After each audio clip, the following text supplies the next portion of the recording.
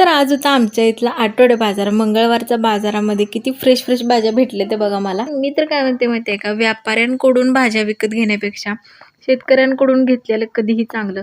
आणि मी बाजारला गेली का नाही, शेतकऱ्यांकडूनच जास्तीत जास्त घ्यायचा प्रयत्न करत असते.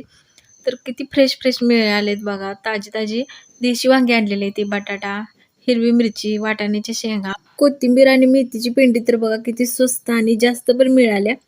फ्लावर, कोबी आणि कांदा. कांद्याचा दर काय खाली उतरतच नाही.